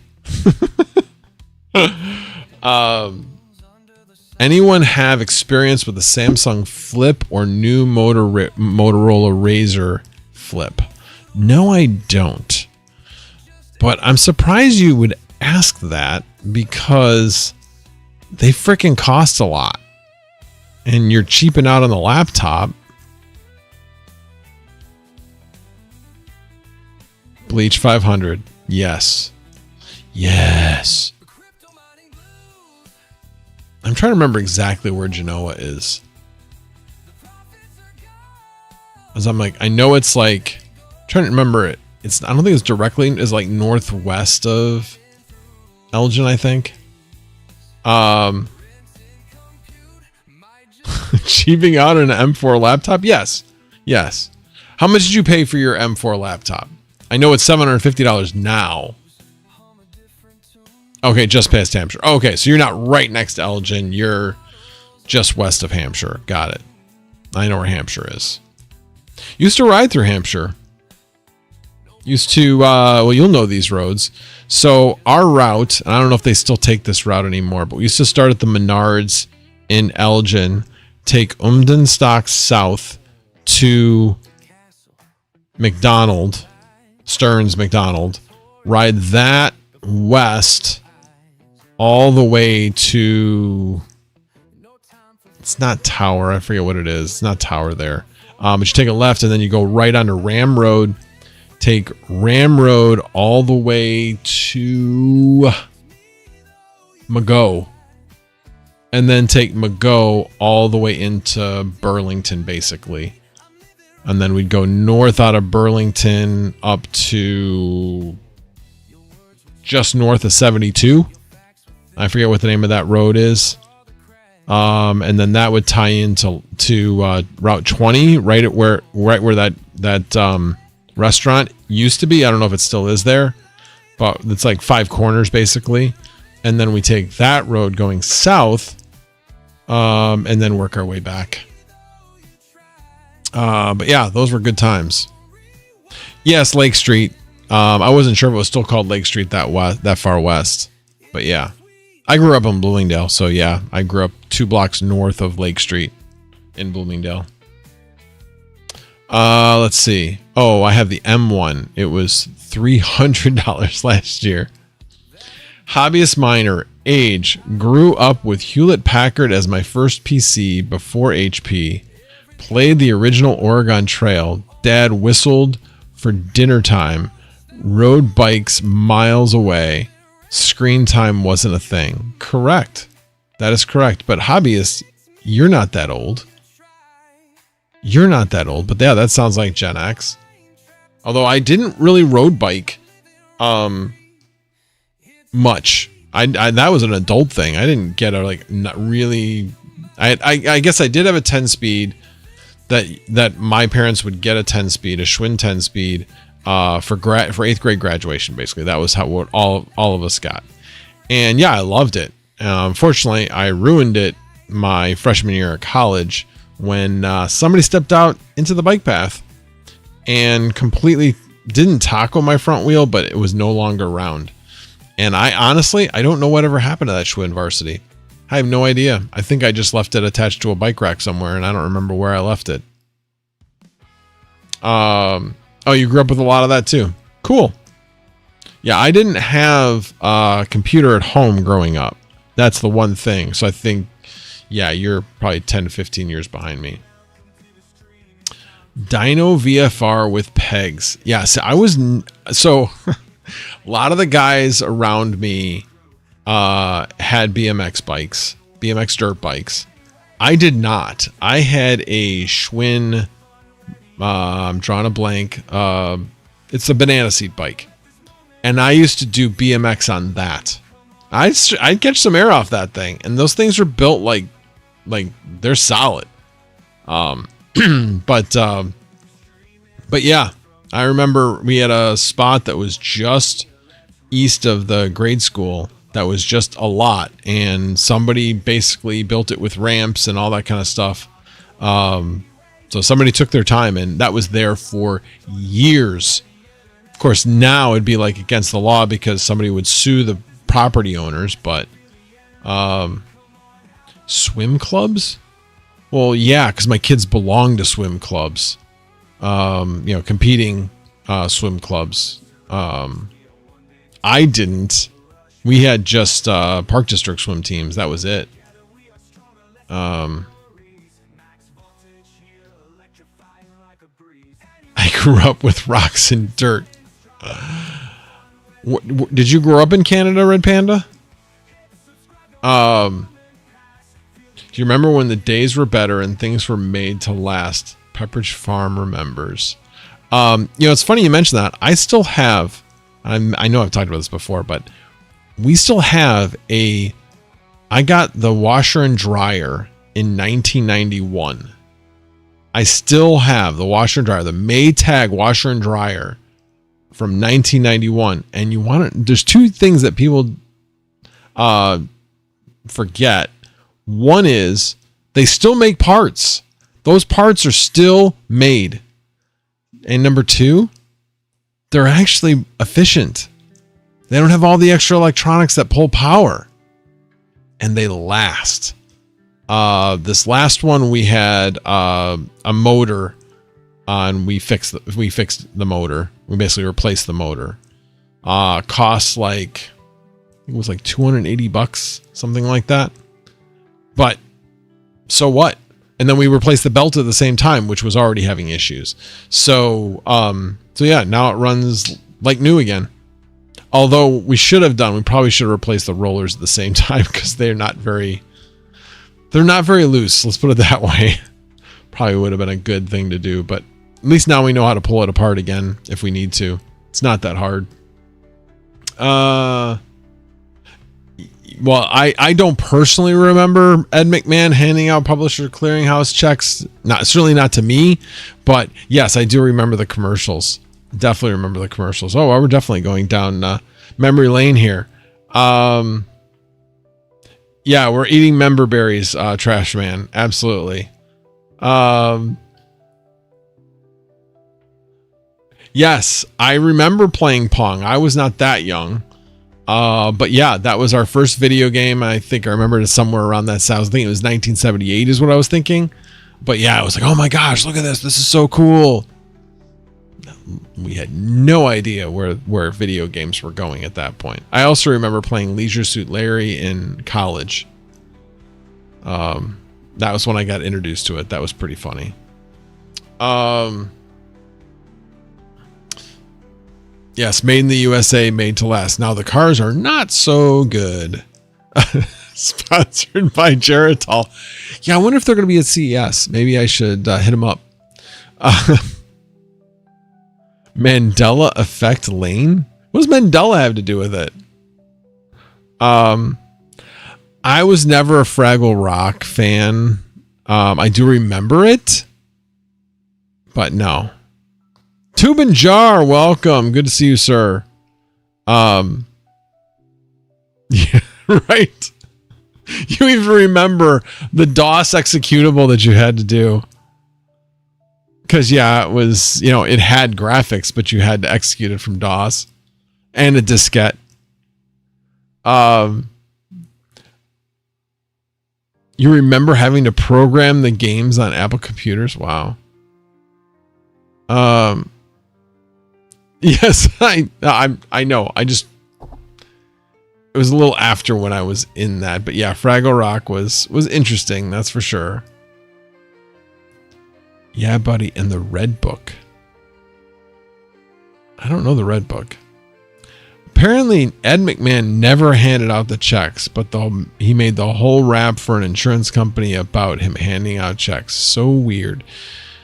Yeah. I always thought the whole thing with, Johnny Carson, Jim McMahon, Ed McMahon, not Jim McMahon. Jim McMahon would be the quarterback from the Bears from the 86 Bears, 85, 86 Bears. Bears. So what do you think? Anybody a football fan here? You think the Bears are going to beat the Steelers tomorrow? Trying to use my best Chicago. I have trouble just doing a Chicago accent. My mother, I want to say beat it out of me. I just mean mentally beat it out of me. Every time it was dat or duh or anything like that. Like, excuse me, what did you say? Oh, that yeah. It was not accepted in our house at all. There was no Chicago accent allowed in our house. Like, that is not how you say that. The Bears. If you are a Bears fans, look up Dave Swirsky. He's hilarious. He does a parody song after each game, win or lose. They're really good. It's a talented guy. My mom used a broom handle. God, I read that as a brown broom handle, and I was like, what does the color have to do with it? Well, it's because you never said brown. My mom used a broom handle. You know, the only thing I remember one time when me and my brother were just at each other, and she was at her wit's end, and she came out with a hairbrush swinging. I remember that. And I remember there weren't a lot of connections. There were a few, but it was one of those things where it was just the look on her face, and just she was so over us being at each other. Yeah. You met all the 85 Bears? Every single one of them?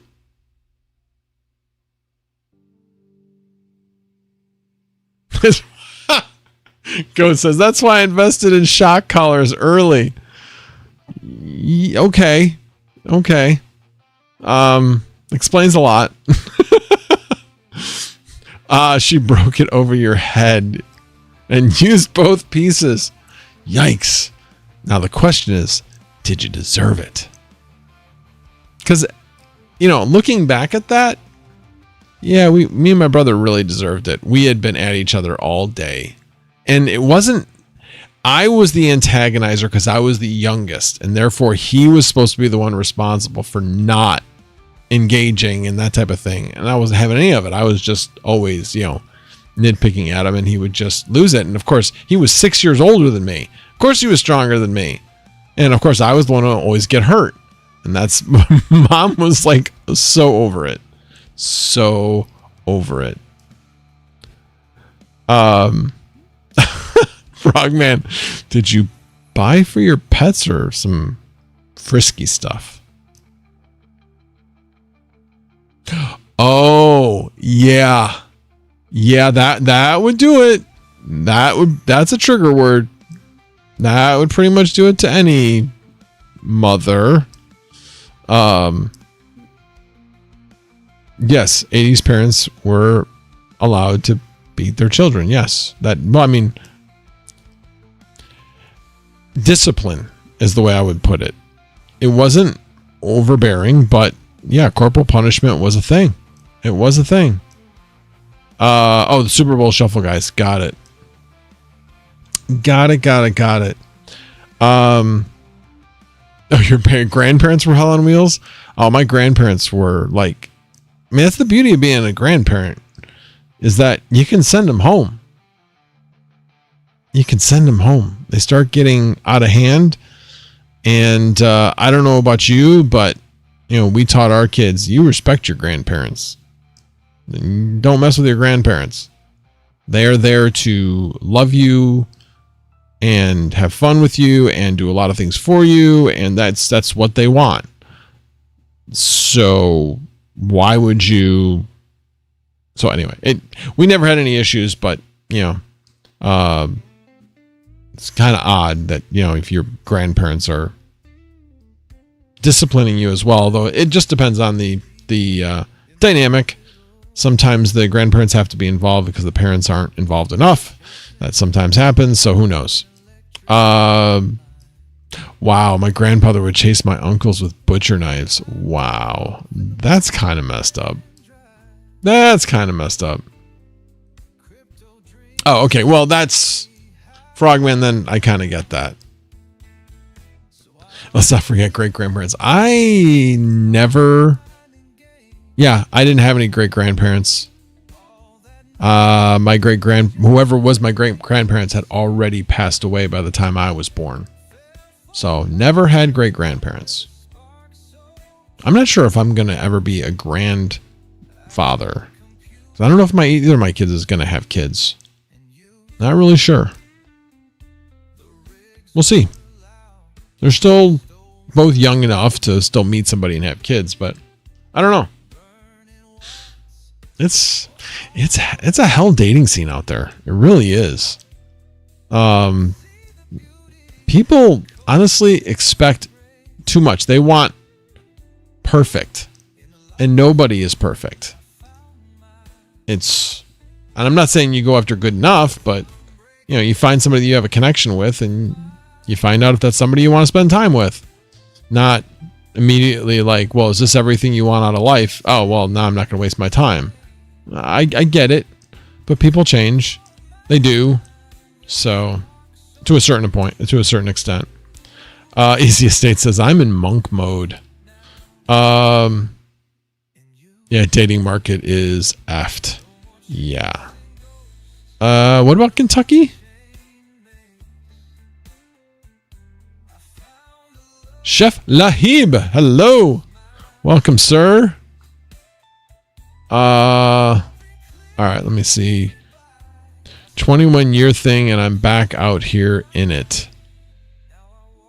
Oh, you had a 1-year marriage and then didn't work out. Yeah, I'm fortunate. How many years is it? We got married in 92. So it has been over 33 years. And couldn't be happier, honestly. Couldn't be happier. Your great aunt passed away 6-7 months ago in Japan. 99 years old. Wow. That's a long time. I would be amazed if I make it to 90. Just because nobody in my family has made it to 90. My wife's family has, but nobody in my direct. My grandparents died mid 80s. My mom died of various things at 72. Don't even get me started about that. We should have sued the hospital, but that's a whole nother thing. But then my dad lived to 89. He died this year. He was trying to make it to 90, but his body just wasn't having it. His mind wasn't having it. There were a lot of things. So, I think we probably kept him alive for about 1.5 years longer than he would have, because he went to the hospital a few times where they rehydrated him. And so I now understand a lot more about the dying process. And looking back at it, his body was trying to start the process of dying, and we were rejuvenating it when he wasn't feeling well. So, anyway. Chef Lahib, finding a genuinely good human to spend your life with is more rare than a solo BTC block. You win, sir. Yes, I chose wisely. I definitely chose wisely. You'll be amazed if you make it to 60 or 70. Why would you say that, Panda? Why would you say that? And yes, it is part of life. It's one part of life I'm not prepared for at this point.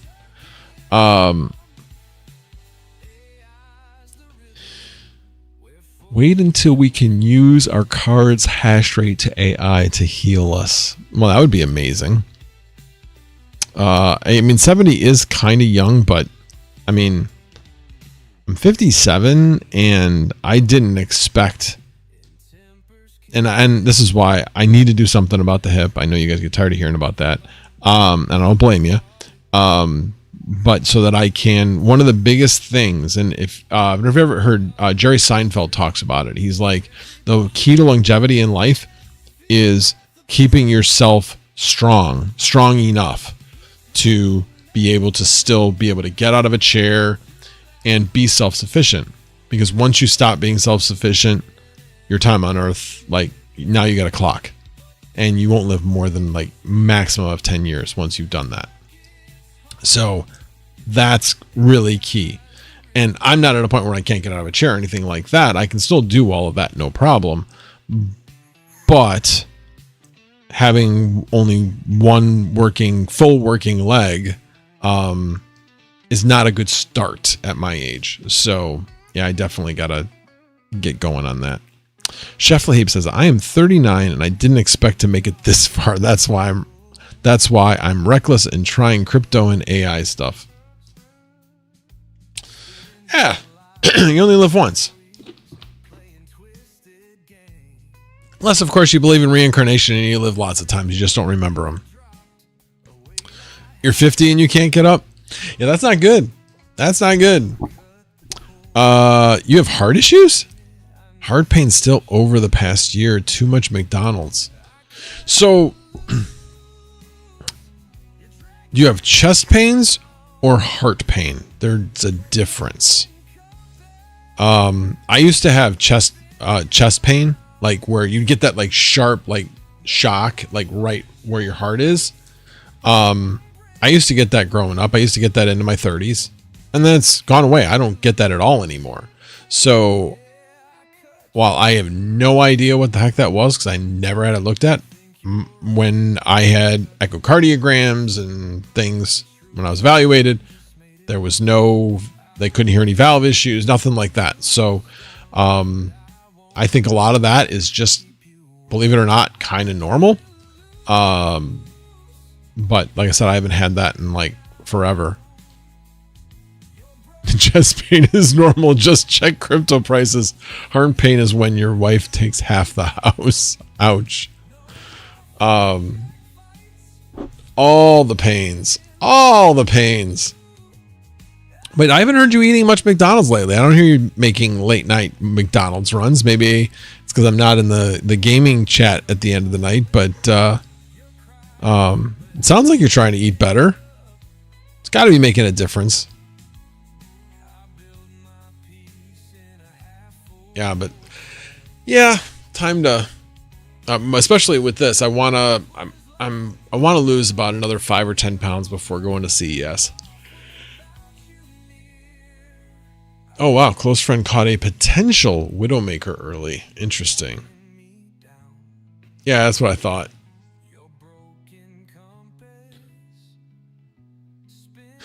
Game changer, boys. 2 phones with the McDonald's app. Eat like a king. Just ate 2 quarter pounders. Yeah, I don't eat much McDonald's. But if I do, it's just no bun, no fries. Fries are what'll kill you. It's not the ground beef. But I usually have like quarter pounder or double quarter pounder, but no bun. And so limiting carbs has been key to keeping the weight off. Will I be using my mobile app today? No, I will not. I have no intention of going to McDonald's. No intention. Now I will say, oh man, this is kind of a funny story today. My first shift supervisor went to McDonald's and he ordered 15 of stuff for the guys.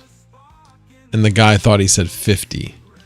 And he wasn't really paying much attention until he realized after he was out, like, wait a minute, I said 15, not 50. And he's got all these sandwiches. And they went into the McDonald's and they're like, no, you ordered 50 and you have 50 and you paid for it. We can't do anything about it.